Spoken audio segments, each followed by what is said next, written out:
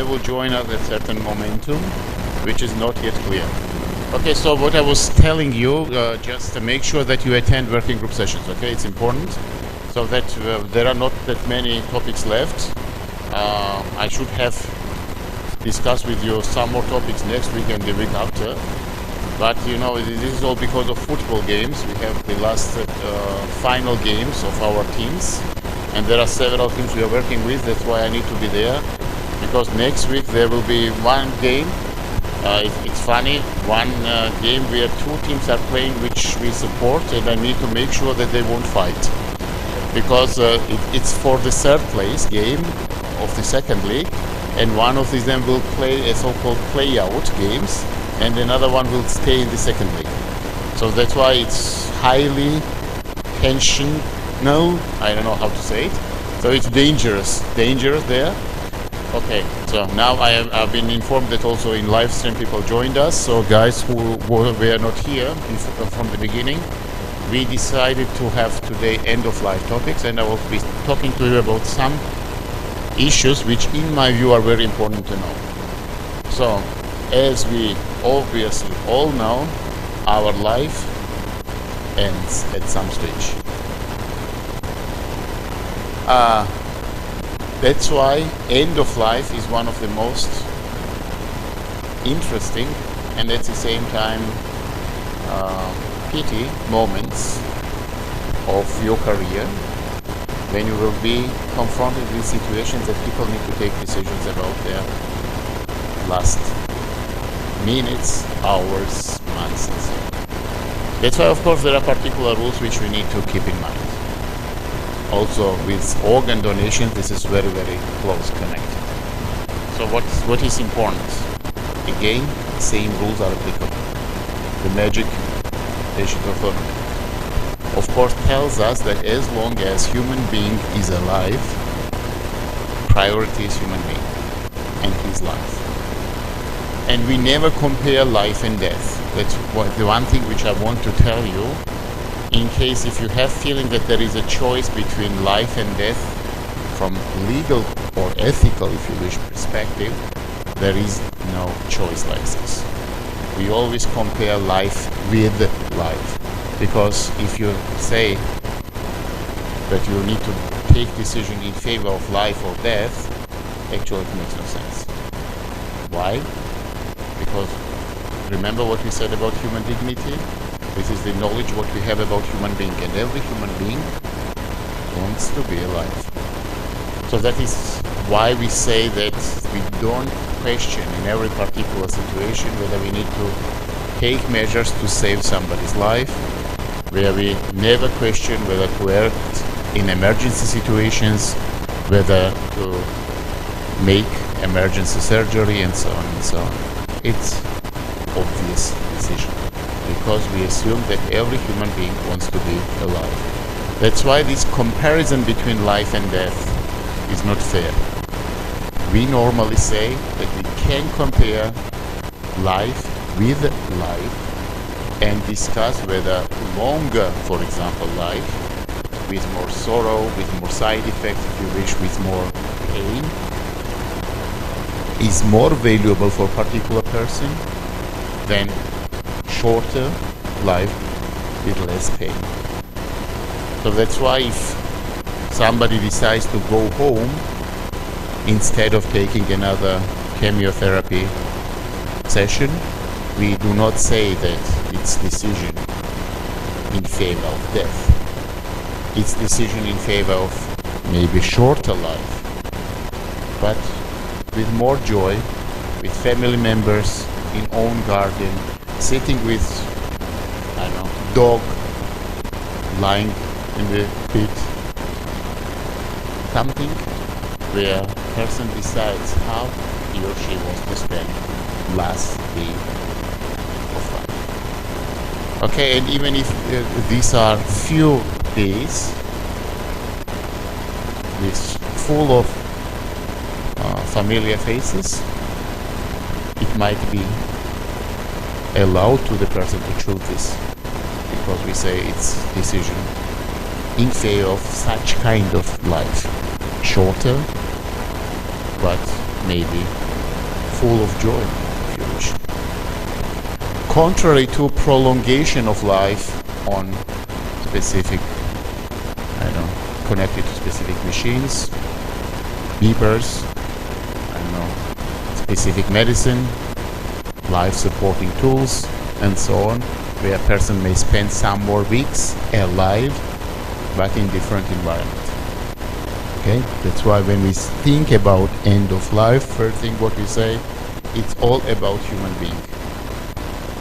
Decision made in favor of way how somebody wants to die.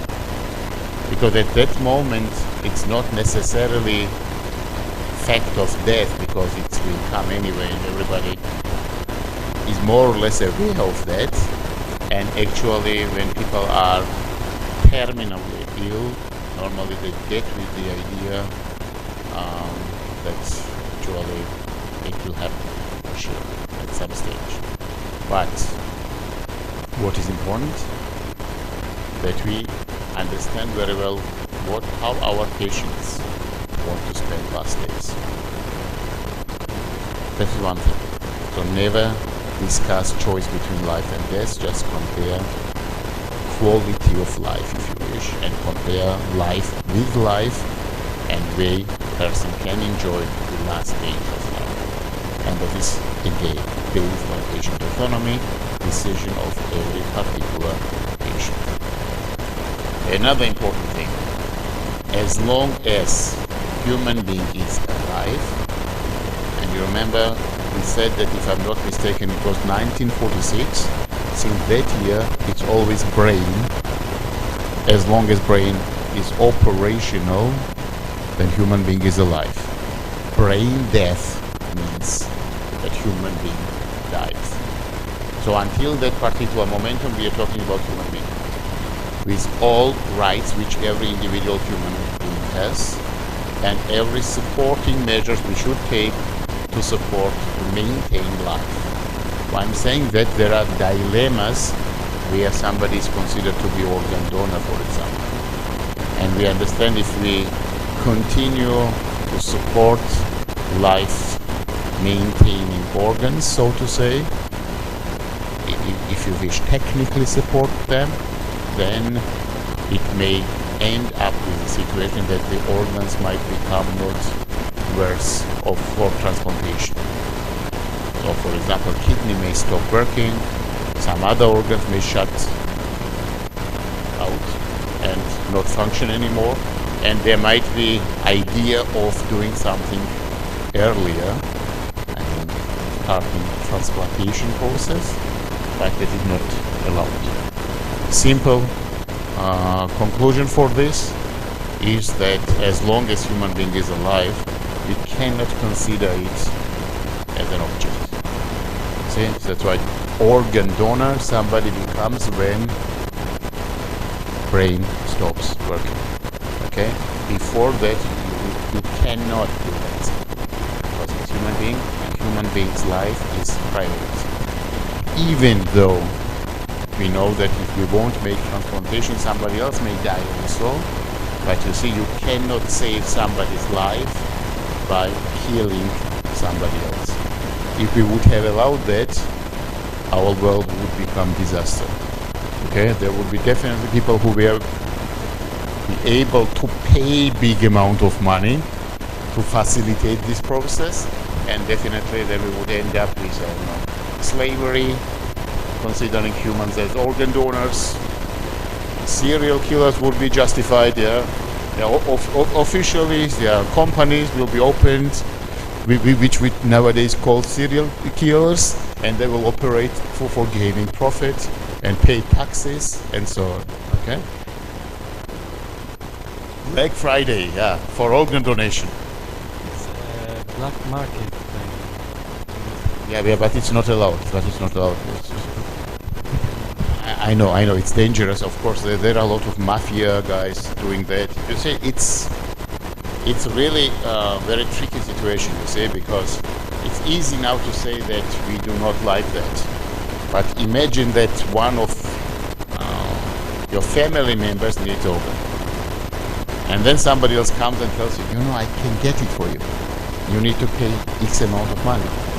You see, and then you are confronted with the situation. Actually, if you do that, you save somebody you love, but by violating the law. I'm not agree with that. It's not legal. It's resentment. That exists there, I understand. But you see, anyway, my advice is never engage in such kind of activities. Because, of course, you see, it's easy to say never engage when it's somebody you love, but you see, that is the issue where we need to be very, very careful.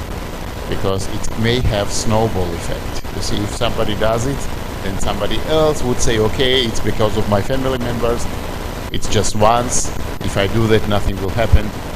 Then at the end, we will end up with a society which will become dangerous for everybody. Okay, so key points which I wanted to mention regarding end of life. Think that it's human being. Human being remains human being as long as brain works. Even after death, we say that dignity protects, okay, human beings, if you wish, role in the history. Imagine what happens if when Donald Trump dies and we simply rewrite the history. Okay? And we say that he has never been president of the United States. It's not correct. Then somebody will say, of course, that is not true, and he will protect Donald Trump's rights even after death. Not because he likes him or dislikes him, no, because it was the reality connected to human being. We are not allowed to eliminate somebody from the history, okay? And that is the idea that even now after death, dignity protects you, including human being's body. That's why organ donation can be considered as something which particular human being instructed us to do. Okay, so we cannot use somebody's organs if this person has not consented to that. That's why organ donor or decision about becoming organ donor has to be made by individual. But you remember I was telling you that there are a lot of presumptions in law, and there are issues actually which are quite arguable, let's say so, but at the same time we may have different opinions. For example, in Georgia we have the famous case we discovered Zezva and Zia. Have you heard these names, Zezva and Zia, which apparently were first Europeans? Okay, these are a couple which we have discovered. We don't know whether they were a couple, so that is apparently male and female, which were one of the first humans ever lived on the planet. Okay, so where are they now? They are in museum. Now question is, can we put humans in museum? You see, technically speaking, that sounds weird. How you can put human being in museum? Okay, one of the ways to justify that would be to assume that, imagine that after 20,000 years, you are only body left, you. You see, imagine your body is only body. You, of course, you assume, you understand that you are not alive. Yeah? I'm not saying that you are still alive after 20,000 years, but it's only your body which was discovered. And they figure out how we looked like, all humans, in 21st century. It's 41st century, imagine. We are in imaginary 41st century, 20,000 years after this day, they found your body. What is your impression? Would you be fine to be displayed in the museum? Yes, why not? As long as I'm wearing underwear, I'm happy. Yeah, does that matter underwear? I don't know. You see, that is already. So they even cannot identify whether. We don't know in 20,000 years whether there will be at all female and male. Maybe there will be one gender people. God knows what happens, yeah? But what I'm saying, you see, that is the presumption. We assume that Zezwa and Zia, the guys, are happy to be in this place. If we would not have assumed that, we would not be able to do that because they were humans. Dignity protect them, you see? And idea behind this, actually, this is the assumption that they would have given consent if they were alive, and if we would have asked them, Is it okay for you to be placed 20,000 years after your death in the museum so that people know how humans looked like so many years ago? You see, that is the presumption. I'm saying that there is idea that we should have same approach towards the organ donation as well. Imagine there is somebody who died without advance directives, okay? And we don't know what this guy wanted in case of, in relation to donation, whether it would be fine for him to donate organs or not. But person is dead. We have organs. Somebody else needs it. Can we assume that it's fine with the guy, okay, to use his organs and save lives?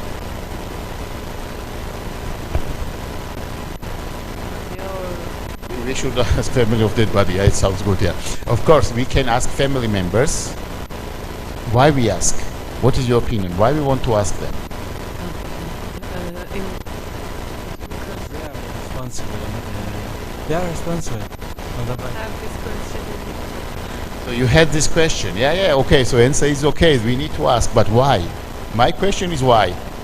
I agree that you need to ask. If there is somebody you can ask, you should do that. But what is the purpose of doing it? What do you think? Why you ask? When I'm alive, I'm responsible. But when I'm dead, my parents are responsible. No. It's responsible for what? Because of your death.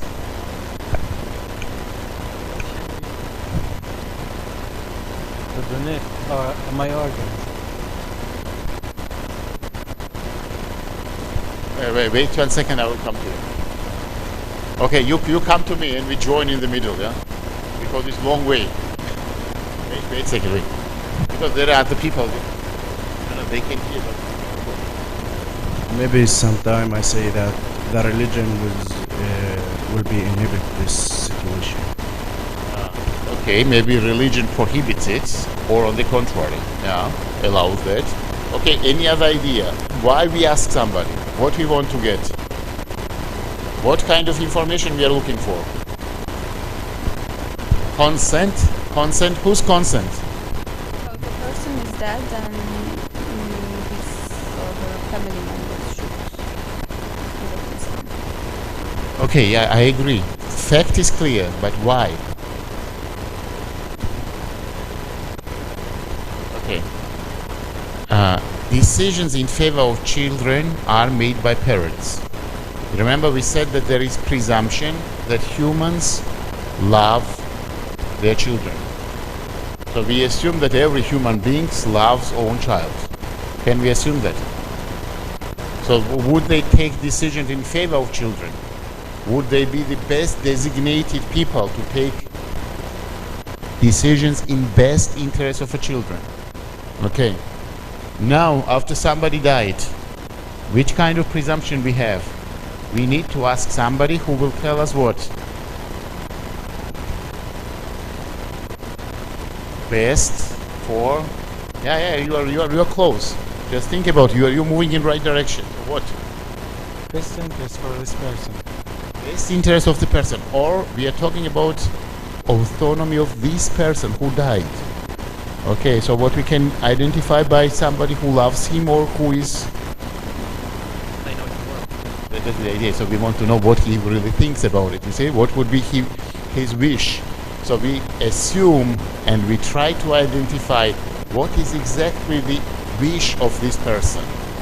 Whether he wanted to be a donor, would it be okay? Also, your argument about religion, whether his religion would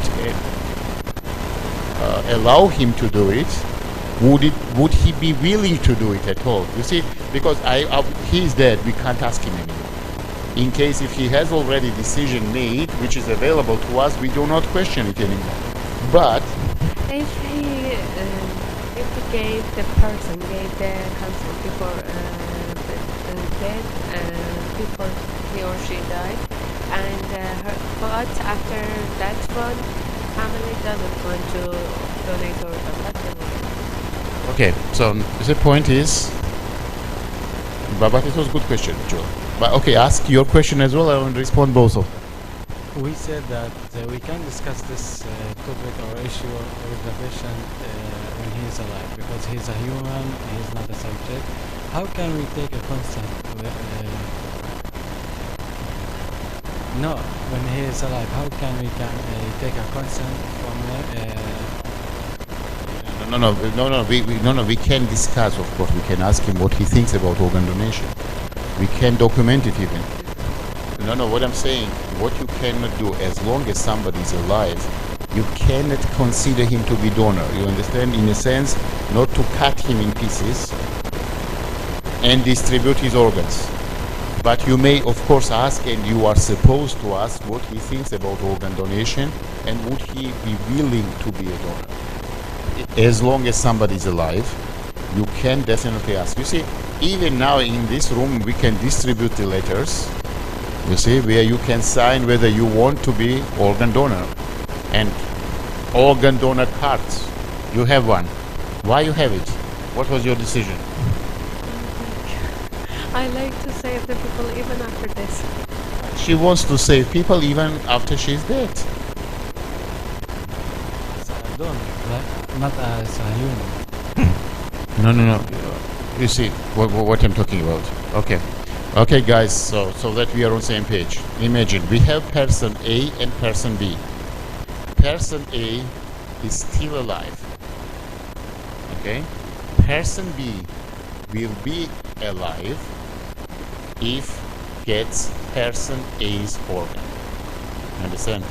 But person A is still alive. That's what I'm saying.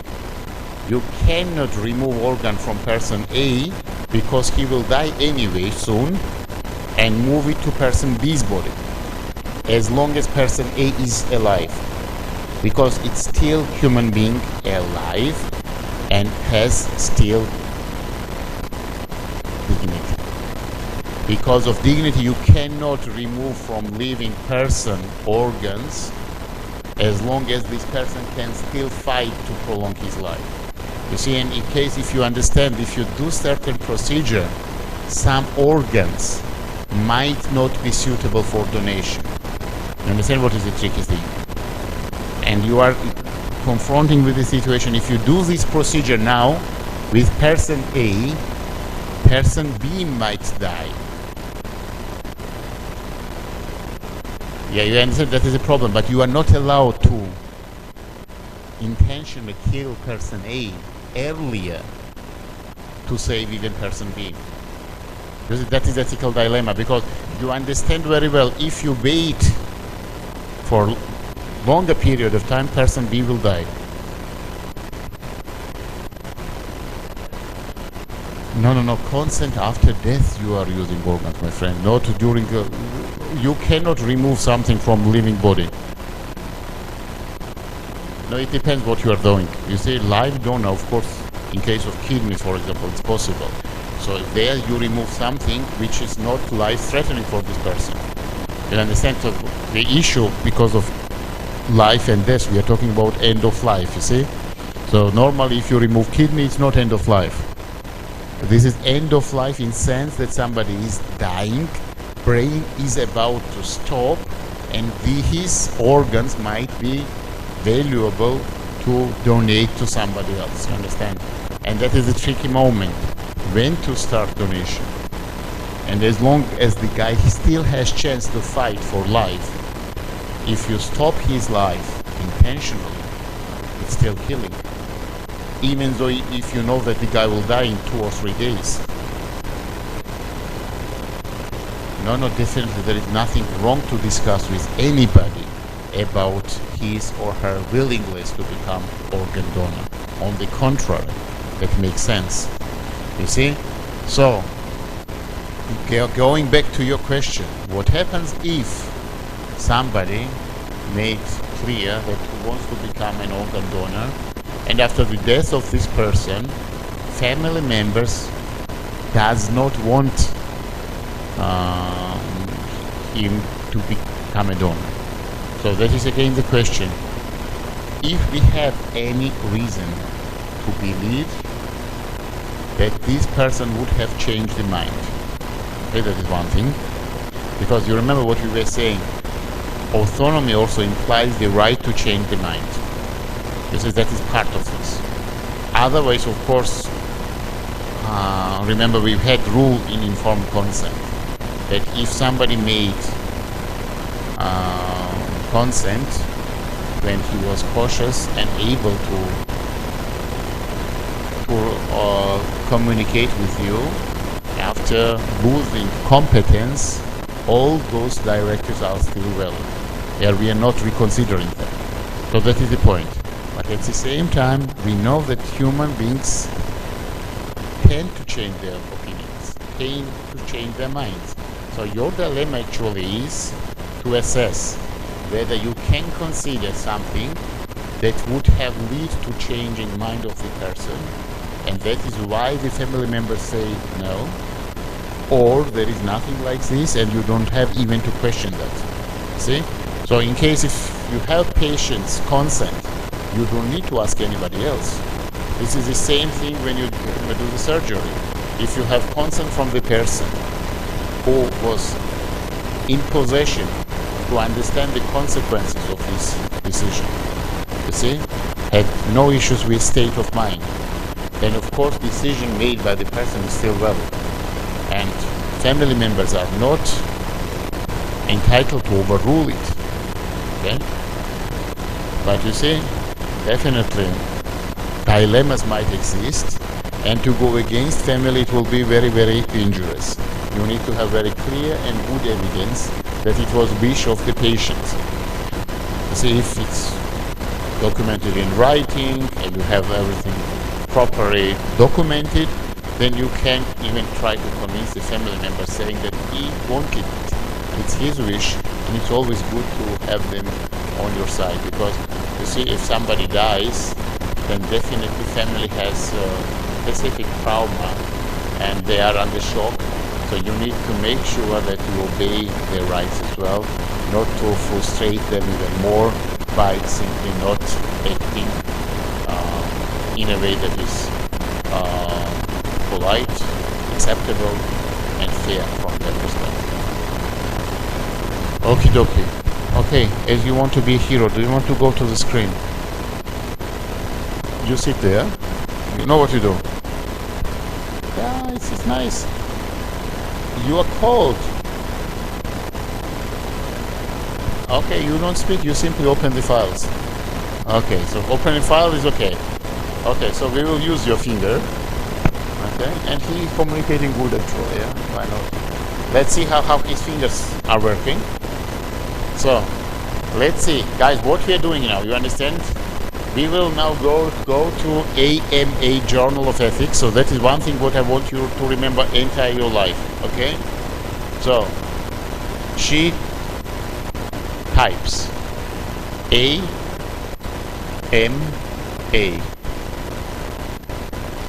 Okay. She's doing good so far.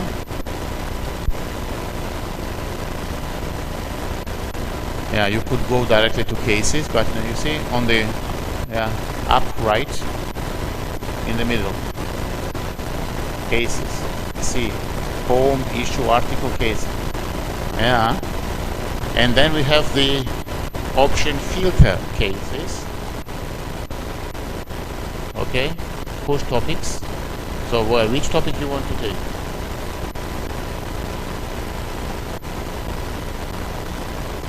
It depends what you say. End of life. I don't know, it's your decision, you are the boss.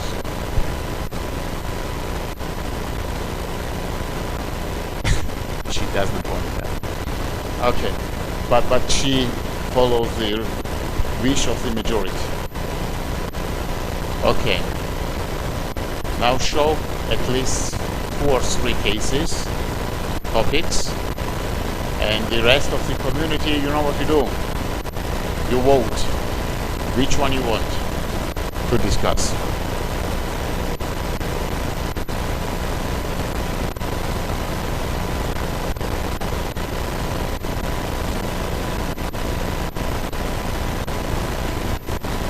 Any offer, or should she scroll down?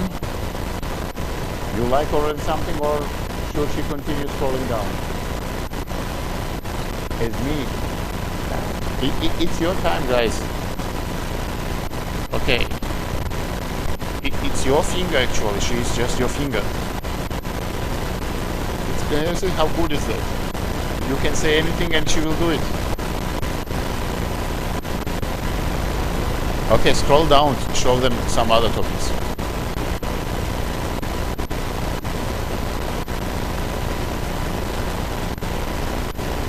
So as you see, these are quite recent cases from previous year, holding curative and palliative intentions. Sounds as interesting for you?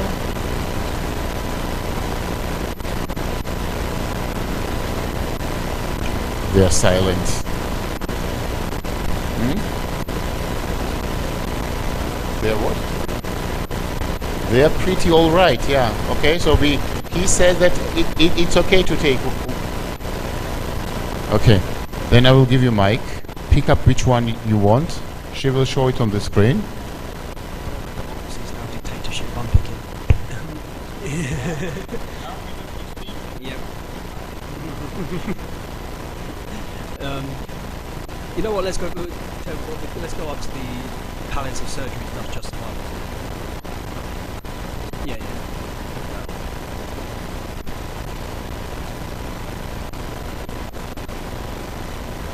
Okay.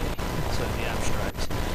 No one person has the rights or ability to make decisions about to whom or according to which criteria palliative surgery should be offered. Instead, patient and surgeon together must consider symptom severity, goals of care, and the value palliative surgery could add to the patient's health experience or quality of life.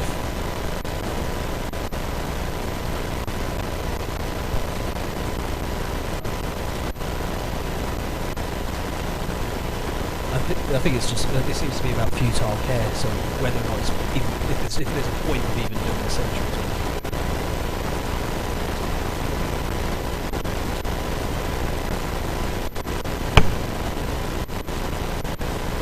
Slowly.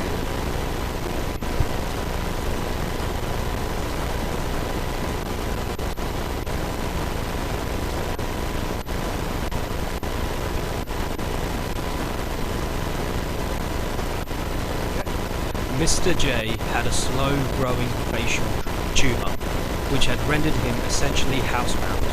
The tumour was fungating, rotting from the inside out, and causing a terrible odour and unrelenting pain. He was becoming increasingly unable to go out in public. His doctors had told him that the tumour could not be removed in its entirety due to its involvement of his carotid artery and the proximity of the tumour to his brain. A cure, therefore, was impossible. Nevertheless, at each clinic visit, Mr. J pressed his surgeon, Dr. G, to cut out as much of the tumour as he safely could. Mr. J had already undergone maximal non-invasive therapy with radiation, but the tumour continued to grow. Eventually, he was told that the tumour would kill him by eroding a major vessel and causing a life-ending bleed, or by compressing his brainstem and causing him to stop breathing. But that the tumour's growth was slow and nobody could tell him how much time he had left. Every few weeks, Mr. J was hospitalised for pain or bleeding from the tumour, and each time he saw Dr. G, he was more and more depressed. This time, he was at his wit's end, all but begging for surgery. "Please," he said, "all I want is to visit my mother before I die. She cannot travel. I can't get on a plane like this. Please take the tumour away. Please help me." Dr. G was troubled. Mr. J was in a terrible state, and there was a real possibility that surgery would make his condition worse. To help his pain and the appearance of his wound, surgery would require debulking of the tumour and then covering the wound with a free flap, harvesting skin and artery and a vein from a healthy area of the body in order to cover the hole caused by the resection. In the best case scenario, the case would take at least 8 hours in the operating room, and the patient would require at least a 7-day hospitalization thereafter for monitoring and rehabilitation. If there were no unforeseen complications. Worse, there was no guarantee that the surgical wound would heal. The free flap would essentially be lying on a bed of tumour. There was scant medical literature on the subject, and any predictions for success or failure were basically guesswork. But if Mr. J survived the operation and if the wound healed, there was a chance that he would be able to achieve his goal of flying to say goodbye to his mother. Surgery was a lot of investment for a lot of uncertainty.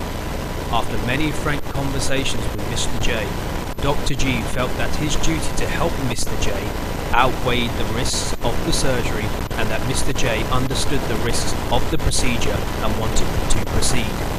Dr. G decided to offer surgery. Dr. G's colleague, Dr. N, learned about the operation and could not hide his dismay. You're going to do a free flap on this patient. Do you know how much that will cost the hospital?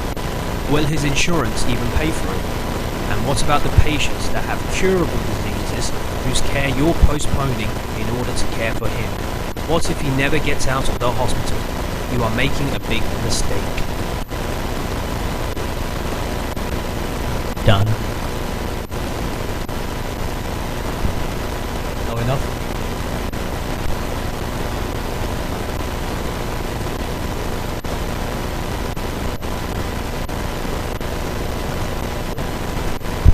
Everything was just perfect. Okay guys, so now we have full picture. Yeah? So what is your impression? What is the issue here? What is the main issue you need to think about? There is stage disease, cancer, and the patient there is no absolute treatment, and the patient wants to reduce the symptoms to go to visit his mother. And the doctor at the first didn't agree because of reasons, financial reasons, and applicable reasons, and that's it. Main issue.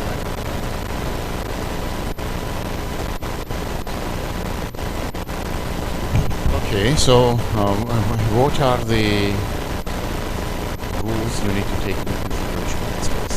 What comes up in your mind? There is autonomy. Autonomy, okay.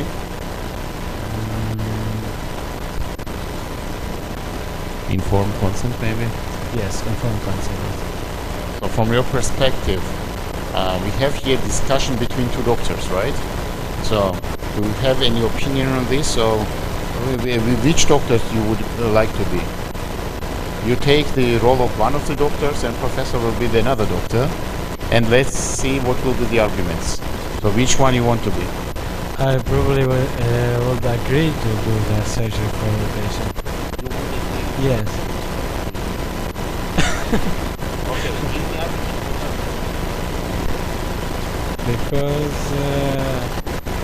Because he's in sound mind, and he can decide what to do in his own body, and he decided to make this surgery, and this is not our role to not accept his wishes. We have to respect his wishes.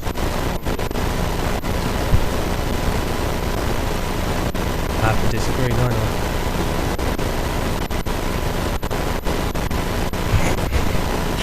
I think I agree with him. Yeah, because it's like you said, it's his autonomy. He has his choice to do it, and even if the doctor said no, because the doctor's well within his right to say no, he could just go to another doctor and get it done there. So it's, you know, yeah. Okay.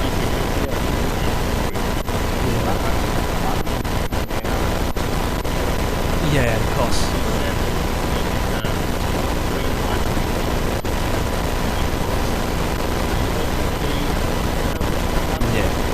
Yeah, and on top of that, we don't even know if it will work or not. There's that. But the thing is, though, informed consent he's been told about obviously the benefits, hence why he wants to do it. But he's also been told the risks. It specifically says the risk, and it will also highlight an actual risk in the case itself. So he has been properly informed, and he still gave his consent. So there is the only real issue really is between Dr. G and Dr. N, because Dr. N's the one saying, obviously, what about the money and all that? It's being a doctor is not about the money. It's about it's not about the money. Even though the pay's pretty good, but still, but it's about the patient's choice, their autonomy, and their choice to help them. And as you say, everyone wants to be alive. So even if there's a small chance of potentially working, it's still fulfilling that choice of him wanting to be alive and to see his mother. Yes, I agree. It's not about money. It's about a human as a human. So I can't judge you to choose. I can't choose something about your ability to offer a specific amount of money or not. I have to respect the patient choice and then discuss if he can afford money or not, or there is. Why do you think this money issue came across at all? Actually, it was not discussed widely here. I think the idea is that insurance might not cover such kind of surgery because it would be in exemptions. It's not life-saving surgery. It's not necessary from that perspective. That's why it might be the case that insurance would disagree to cover the costs. See, that's why they are raising this issue. So what happens if the guy will die during surgery? Insurance won't cover the cost, and hospital is left with costs only. I didn't think Yes, I will give his parents or anyone responsible to sign to give me this amount of money if he is dead. You want to make sure that you will recover the money, and only that you will. Okay, as a doctor, you don't care. You will make a surgery as a doctor. Should the hospital care for it, yeah, and recover money?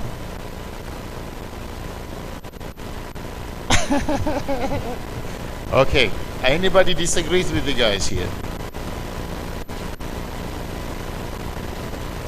Who wants the mic? You can live without mic, as I say. No? I think, if I'm honest, both doctors have a good point, to be honest, but it really just comes. I don't think there's really a right or wrong answer. There's not really a right or wrong answer. I think it comes down to really where you stand in your own personal opinion. I think Dr. Men's perfectly reasonable to obviously care about the financial costs at the hospital as well as other patients as well who have got curable diseases. But it's also you've got to respect Dr. G's appreciation and respect towards the patient's autonomy, and so much so that he's given them offers a very pretty much a non-curative surgery just so he can fulfill his last wish. Yeah, sure. You see, the first thing what they discuss in commentary is appropriate palliative therapy, as I mentioned. You see, because I think we've seen also another title somewhere, comparison between life-saving and palliative measures. Okay, so if it's about reduction of pain, it might be still reasonable thing to do. And even though if here we are questioning whether such a surgery would make sense from the perspective of prolongation of life of this person, may reduce it, because if you interfere in development of tumor, then you might even provoke some processes that even endanger his life. But at the same time, if for the quality of life of the patient, this person claimed that it's very important for him, as you mentioned, autonomy could push you to take decisions about making such kind of surgery. Prof number 2, do you want to make any comment? Are you sure? Okay. So you just enjoy scrolling down. Okay. Just go, let's check what are the topics they discussed. Determining possible impact, that was one of the topics. Let's show me the next one.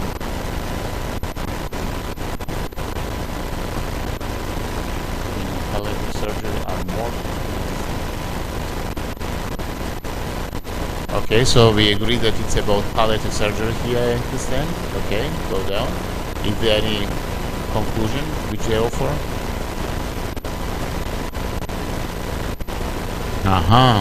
You see, we have nice conclusion. It's not big. Oh, you want me to read it? Okay.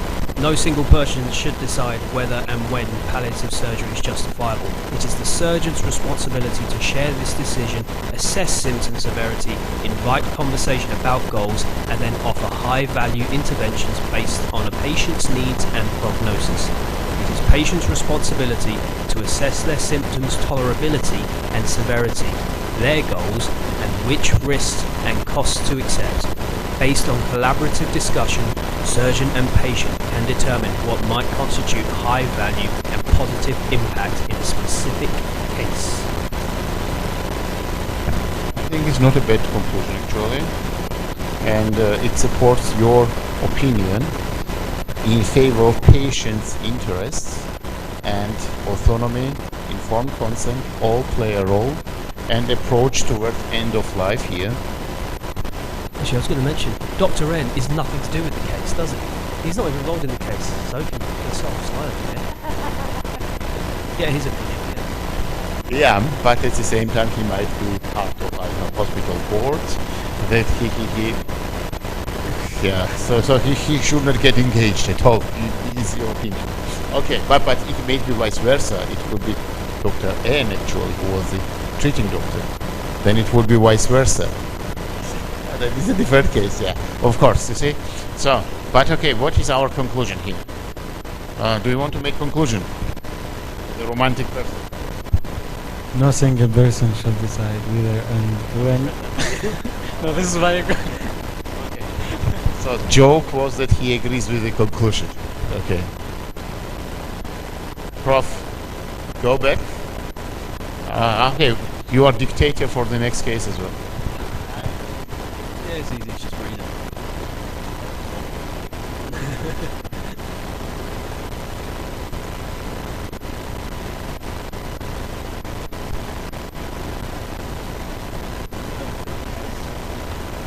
I'm absolving my power for it.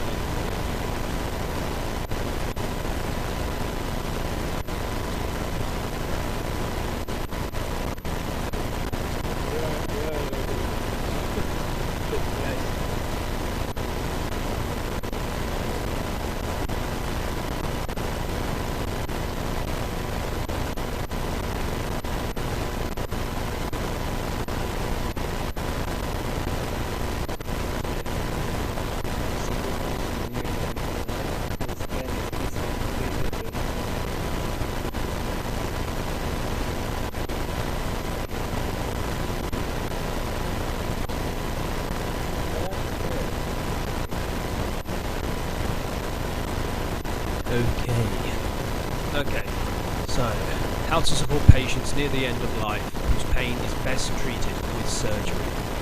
The abstract, for seriously ill patients whose pain is best treated with surgery, it is important to discuss and explore treatment goals preoperatively.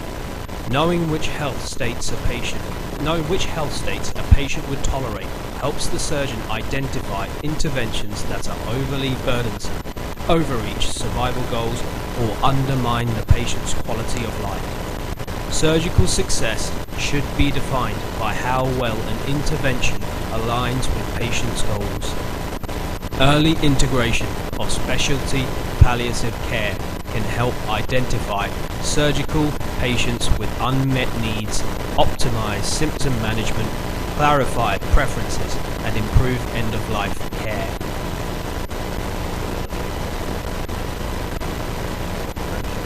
Case itself.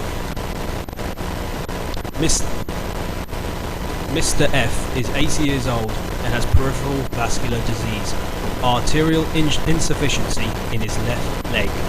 He has excruciating pain in his foot that wakes him up at night and is relieved by hanging his foot over the side of the bed. He also has a small ulcer on his left big toe. Some nights he sleeps in his recliner with his foot down to mitigate the pain due to gravity increasing blood flow. He also has emphysema and diabetes and has suffered a major heart attack and several small strokes. He and his primary care physician, Dr. K, agree that because of his multiple medical problems, he is wearing out. Mr. F thinks of himself as a tough cookie, but understands his remaining life is limited, and agrees to an out-of-hospital DNR order. However, the pain in Mr. F's foot is making his life unbearable. Dr. K refers him to a vascular surgeon, Dr. T, to discuss treatment to improve blood flow and relieve his pain. After noting that endovascular intervention is not an option for Mr. F because of his severe common femoral disease, Dr. T notes, "We can offer you major surgery to address your symptoms, but it won't prolong your life, and if you have complications, it could shorten your life." "I'll take the risk of surgery," Mr. F responds. "Life with this much pain isn't worth it. Maybe I'll die during the surgery, but that's okay." Mr. F undergoes a left common femoral endarterectomy and lower extremity bypass graft. The long operation and significant blood loss generate major complications, including post-operative myocardial infarction and aspiration pneumonia requiring intubation. When Mr. F is weaned from the ventilator after an extensive ICU stay, he has lost weight, is severely deconditioned, and has a decubitus pressure ulcer. Throughout Mr. F's decline, Dr. T says, "I'll get you through this." Dr. T feels guilty and sad about Mr. F's decline and difficult post-operative course.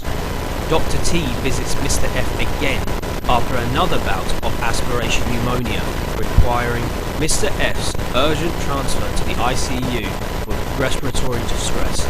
"I'm so sorry to see you so sick, Mr. F," says Dr. T. If I'd known it would be like this," says Mr. F, "I would have never let you operate on me. You shouldn't have offered me surgery even if there was even a chance for things to turn out this way. You're the expert, but I didn't know any better." Subsequently, Mr. F declines intubation, transitions to comfort measures, and dies several hours later. At the Surgical Morbidity and Mortality Conference, Dr. T presents Mr. F's case. "I feel terrible about how things turned out," says Dr. T, speaking in front of a room of surgeons. "From an operative standpoint, I'm not sure what I could have done better. Surgery was risky, but he was adamant he wanted to try. Complications of surgery unquestionably shortened and worsened his remaining lifetime. But how could I have not offered him surgery when I thought it could help him? What would you have done?" M&M conference attendees consider how to respond.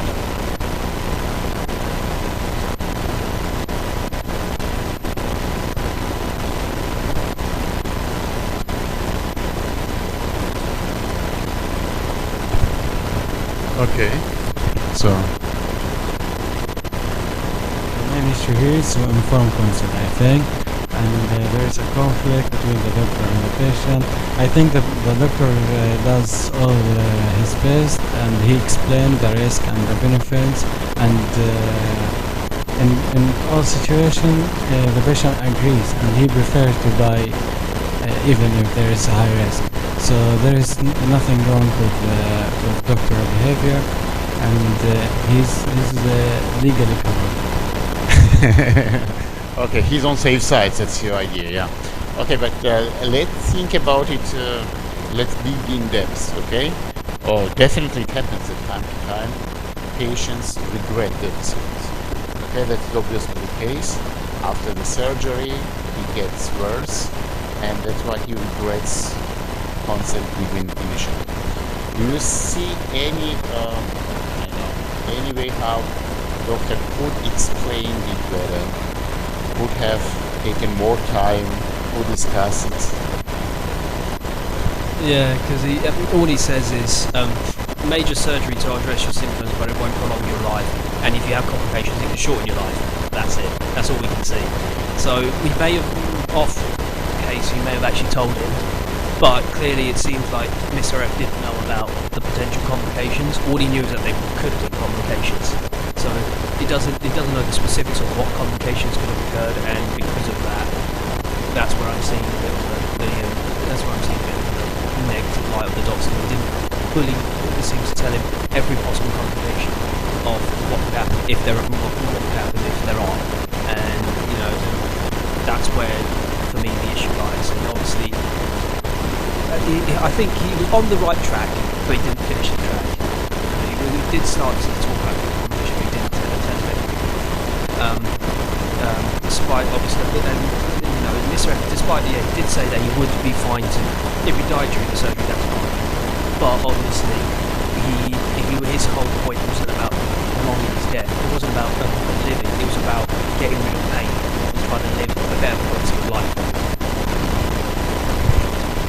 Yeah, you see, especially in such circumstances, we need to be very careful when we communicate with the patients to make sure that they understand properly what we're doing.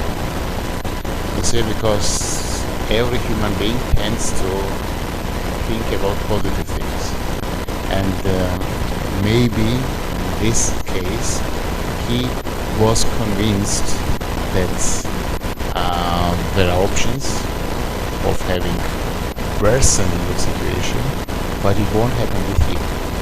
And he was rather thinking that it will have maximally positive outcome. That's why then we have frustration, regret, and the situation where we end up. So, only thing which we can say at this stage is maybe from doctor's perspective it would be a reasonable thing to take some more time to discuss it in details.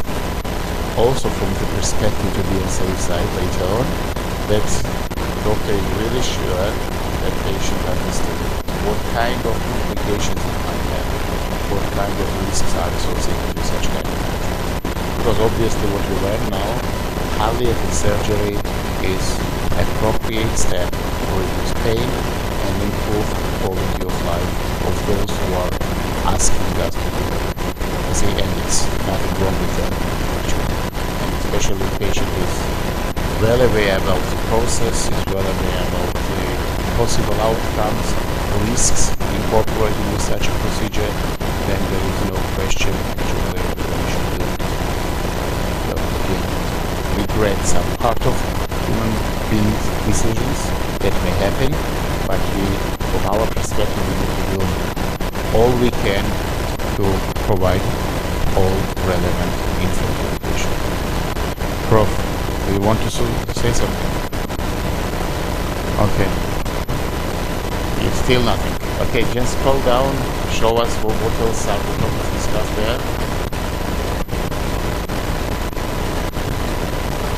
So you think so? Yeah, I will give you mic. Just say a few words. Who knows when you have next time chance to do it. Okay, just pick up the most important things, share with others, scroll down and continue. Surgeon's action should be guided by patient's autonomous wishes, even when these conflict from their emotion need to ensure that patients survive and identifying preference.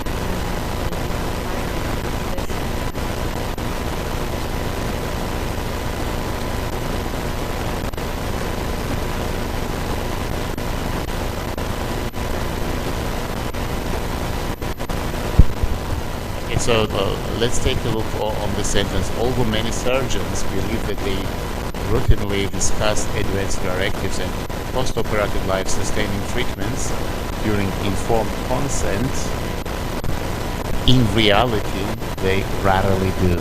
So that is actually what we discussed. You see, that it always makes sense to take a bit more time and do it a bit more dedicated, because regret comes when people have no sufficient information, and they also argue that you haven't done enough So to be on safe side, it's always good to make sure that you allocated appropriate time, you rephrased whatever you wanted your patient to understand, and you are really on same page about not only the positive outcomes, but also about possible risks or complications. Recovery periods, I know long hospitalization is another issue. Time spent in the hospital is important. What it really brings for the patient and so on.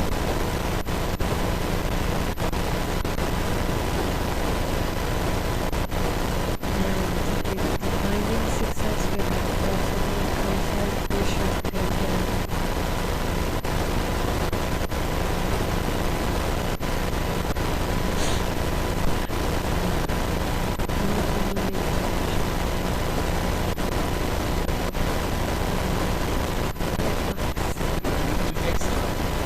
She does it extra, so that she wants to keep all her knowledge for herself.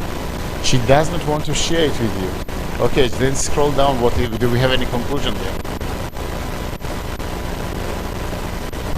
Yeah, we have conclusion. Oh, mamma mia, yeah?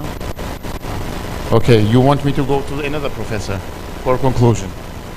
Okay, so we have one professor for fingers, another professor for voice, and also for conclusion.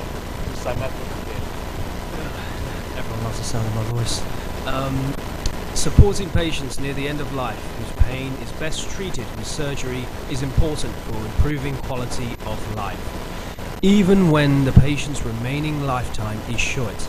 However, surgical benefits should be balanced against the burdens of surgical treatment.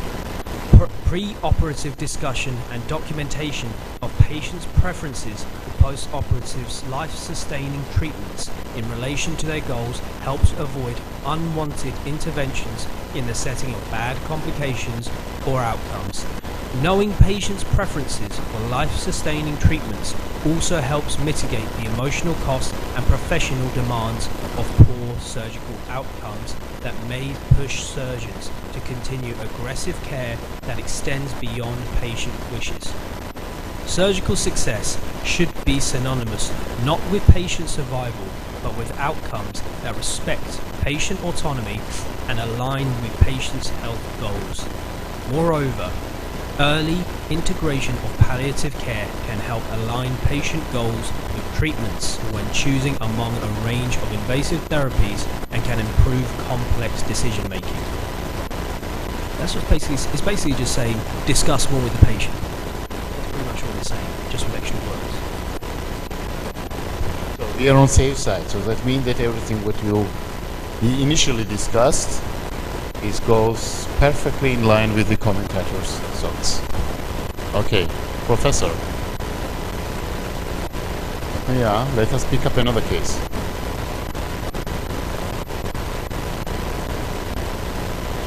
You know what we can do?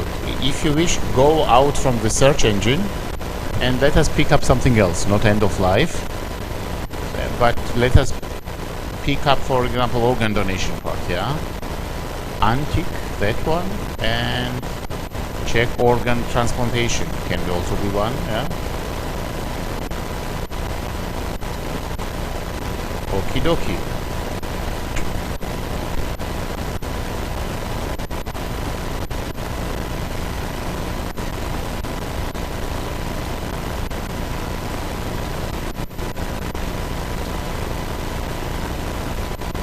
Okay, this immigration issues, I would skip this one. Yeah, scroll down, let's check whatever else we have.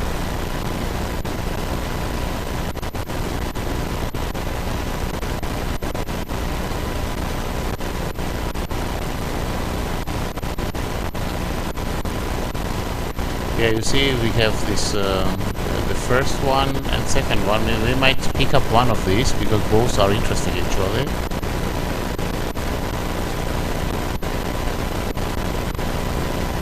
But first one is connected to pure neurological prognosis, and second one is actually the dilemma which we mentioned during our introduction. It's a dilemma to put a live donor at risk to help another patient. Shall we try or not? Or scroll down, yeah. Guys, as soon as you like something, you tell me, okay? Otherwise he will become again dictator, and he.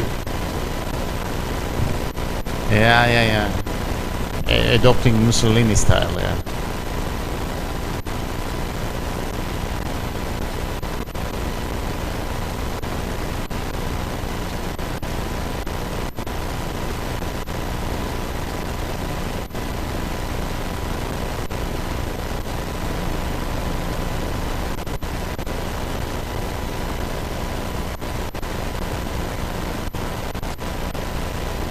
Compromised organ. I don't know what is compromised organ actually. Should physicians attempt to persuade a patient to accept a compromised organ for transplant? Yeah, push it. I think it's not bad.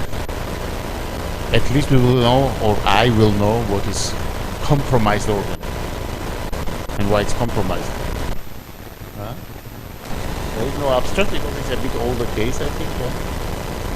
That's why we go directly to the case, and yeah, okay, Prof. While in an administrative meeting, Dr. Calvin, chief of transplant surgery at a major academic hospital in California, receives a phone call from a regional organ procurement organization.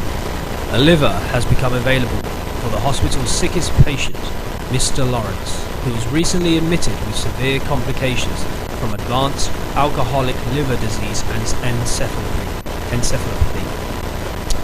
Knowing how severe Mr. Lawrence's condition had suddenly become, Dr. Calvin excitedly breaks away from his meeting to page other attending physicians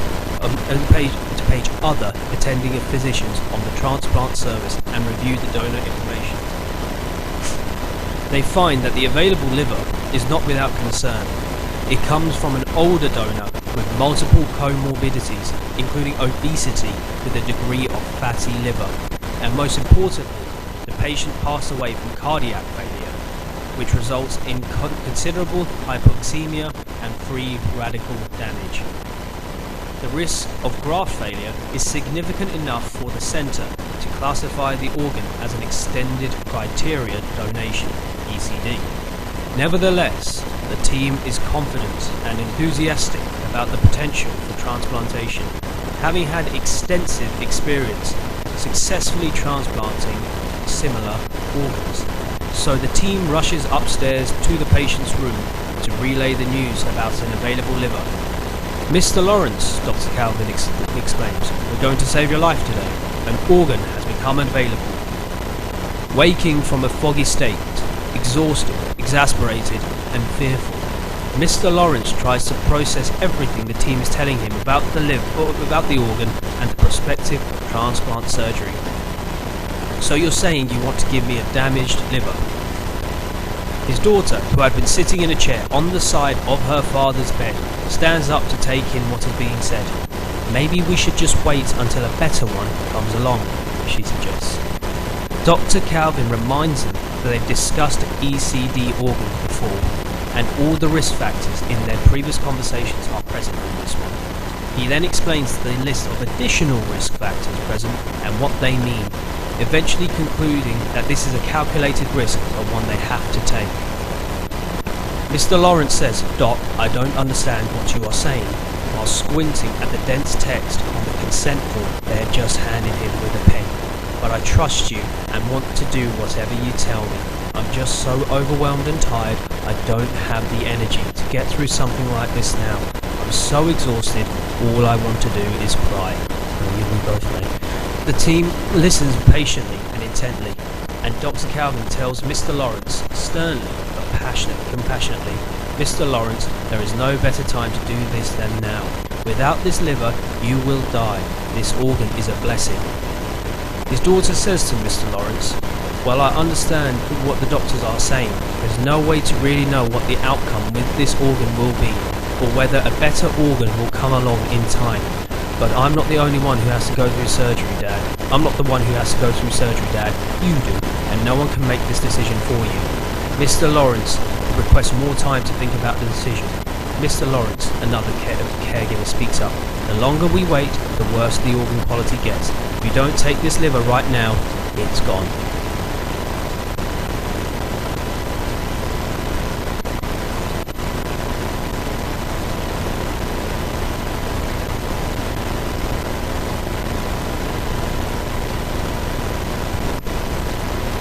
So, what is the issue here?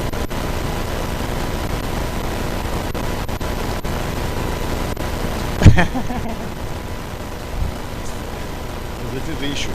That is weird.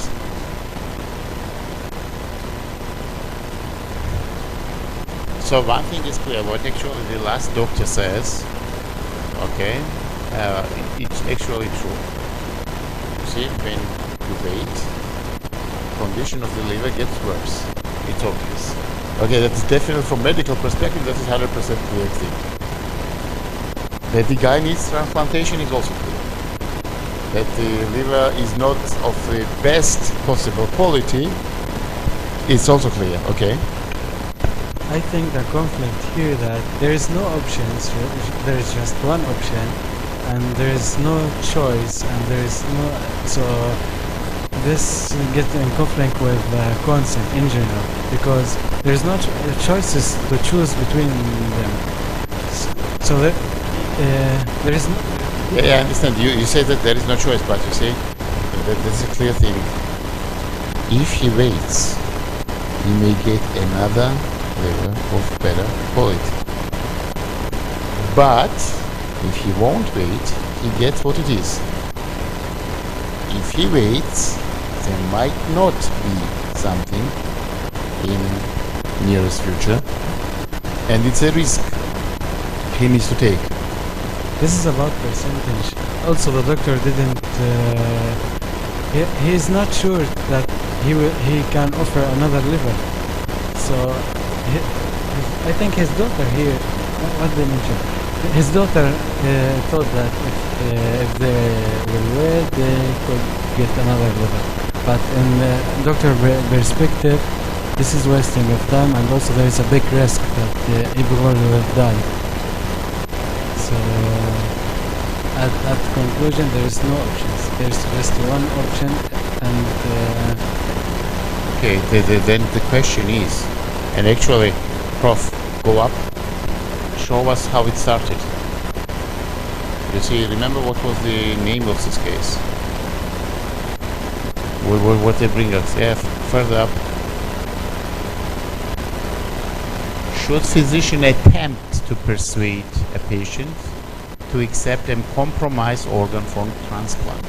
Okay, so now we know that compromised organ means that it's not the best, but it's still organ, which might be better than the one which patient has. Okay, so that is the point. So, the question is whether, and you know, we were saying that you can be as persuasive as you want, but you should not force patient to do something. Yeah, it's about autonomy, of course, yes. So here the question whether somebody here, one of the caregivers or doctor himself, should make next move and be a bit more persuasive, and how far he can go with that. Okay? So, well, what would be your analysis and conclusion?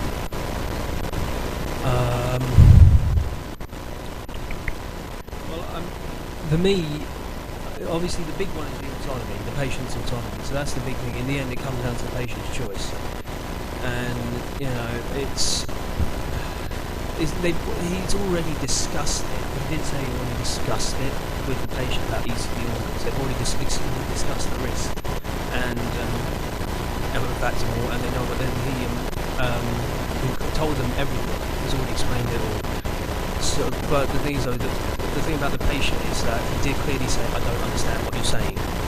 So the key thing here, I think, that what really should be done is take more time to explain it to the patient, make sure he understands. Because the only thing it seems to clearly be understanding is that it's time, the time period. That seems to be the only thing that's understanding. That he's got very little time to make the choice.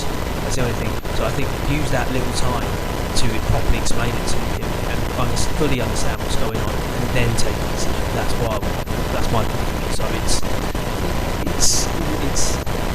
there, but it's not there. And it just needs to take more time, as we said last time. It needs to take more time to fully inform him about it, make sure he understands.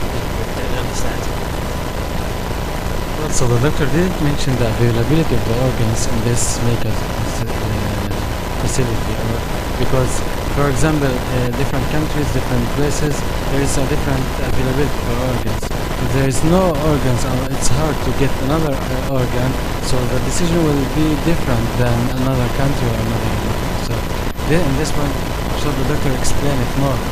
Yeah, I understand what you're saying, but you see, generally organs are very valuable in every country. So it's not the case where you say, okay, I will like this one, okay, show the next one, and I will compare.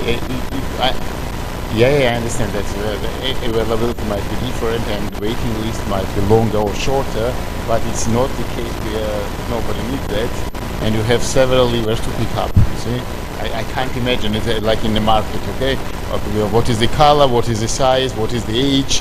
Yeah, that's not how it happens, because you see, one point which I want to underline, it's always time sensitive. You see, it was correct what you said, that we need to give some more time, but in this case, time is limited. In case if we wait, actually, liver becomes worse and worse, and at some stage then, it's not only compromise, it's gone, as the caregiver says. So actually in this case, and it was good point what you mentioned, that actually we know from the case that there was discussion previously that not all organs might be as perfect as we wish, and that's why we might need certain compromise. Okay, so that is the key dilemma here, whether we can push a bit patient to make decision on time. Okay, because as we see, daughter is not also the one who gave decisive influence, so to say. She said, it's your surgery, you need to take decision, and definitely, entire decision is on the patient. Okay, Prof, would you show us, just scroll down, what are the topics? How what physicians could help patient decide? Yeah, okay, what they suggest, how they should help. Medical premium non nocere. You know what is non nocere? Do not harm. So this is the first rule they are offering. Do not harm. So that means that actually whatever we suggest, it should not be harmful. I think it makes sense. Go further.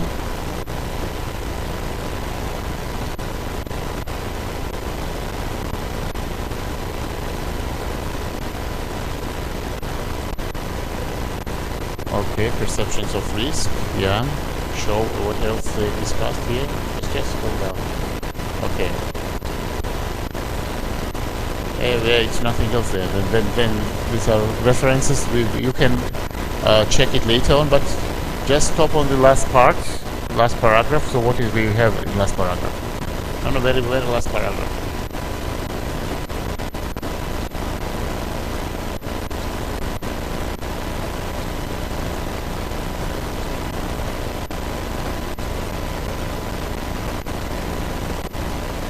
Okay guys, just read, and somebody, if you want to sum up this case for us or give a couple ideas. Anything what you share from the conclusions made by the commentators.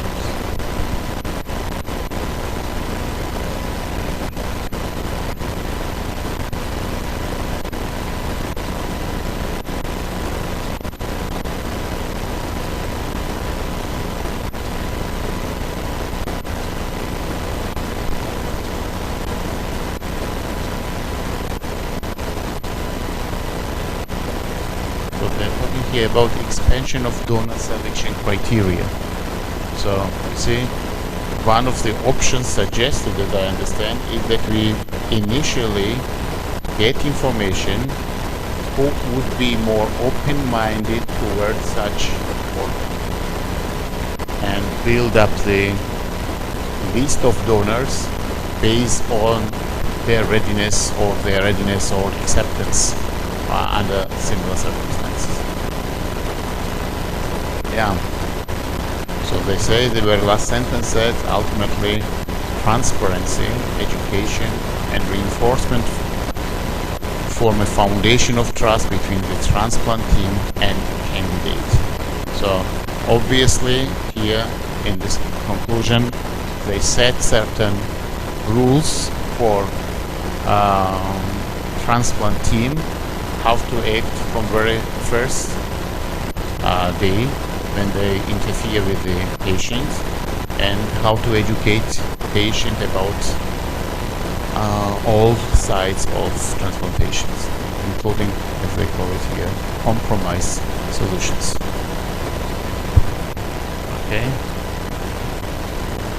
So you see in red, just wait 1 second, they suggest that of course here autonomy and informed consent are the issues, which you correctly mentioned. Then autonomy and shared decision making. Yeah, you see, shared decision making and informed consent, we discussed it at one stage. That it's also very important that we speak about shared decision making, where engagement of the physicians become more and more apparent and necessary. Decision making capacity and competency. So in this case, I don't think that we had an issue with competence to make decisions. Do you say any argument there? He had encephalopathy, remember? Encephalopathy. So there is the debate about it.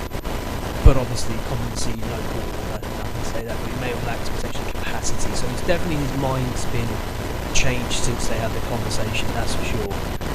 So there is an argument there. He mentioned that he doesn't have the energy to discuss this. So, That's why they're proposing to discuss it. They say from their perspective that is the issue which we might discuss, whether the person is still competent to take decisions. So being tired, that for him nothing really matters anymore.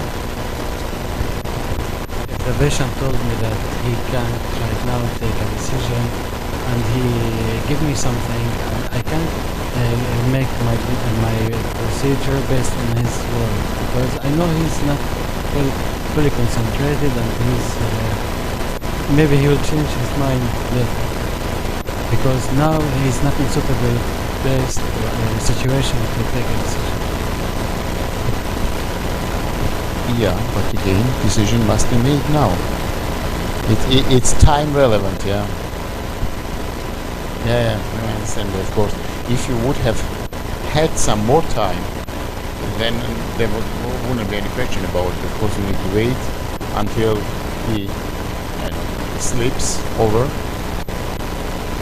can think about the idea a bit more, and get back to you.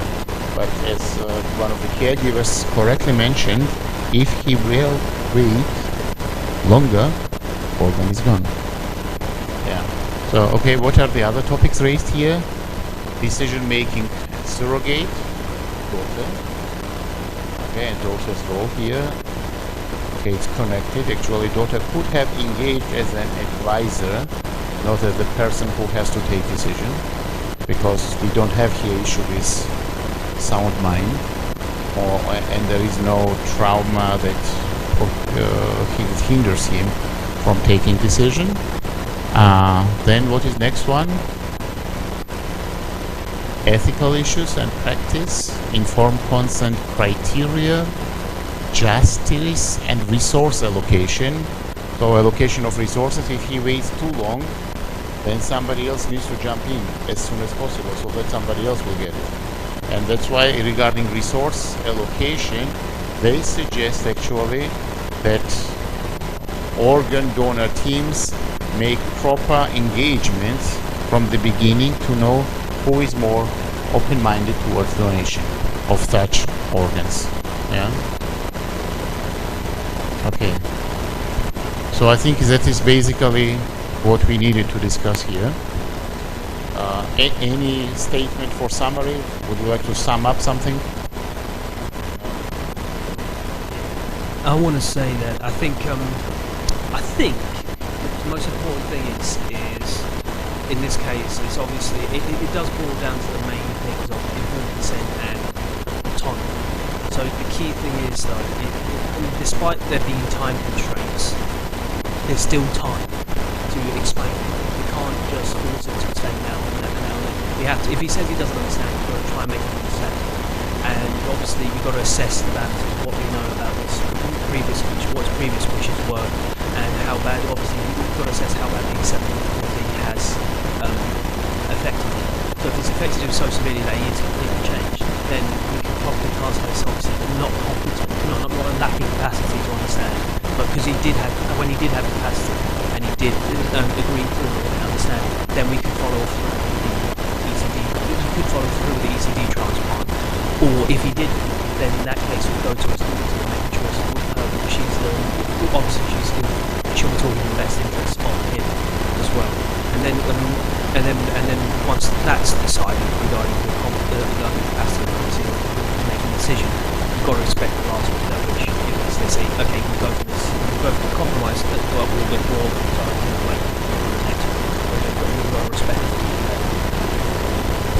Yeah, indeed. Thank you very much. So actually, we also understood that as long as we can get some additional information from the patient at initial stage, we should do that, so that we have more time to discuss it in depth, analyze all possible options, because when it gets to the point, there is no room for hesitation. We should have already a clear-cut solution, because if we won't act immediately, then organ must be delivered to somebody else who will take it and will definitely be more open-minded towards such compromised solution. Okay? So, Prof, do you want to do something else? No, you're too sleepy. Okay. So guys, that was it actually, because as I see in the room almost nobody is there. They left to cafeteria. For everybody who is not in Georgia, you see the difference. That is the right what they have here. They can leave the room when they decide that it should be over by now. So I think you know the topics which you need to discuss, and in working group sessions I think we will exhaust them all. Just in case you need my assistance somewhere, somehow, you know where to find. Okay? Thank you very much and enjoy life. Bye bye.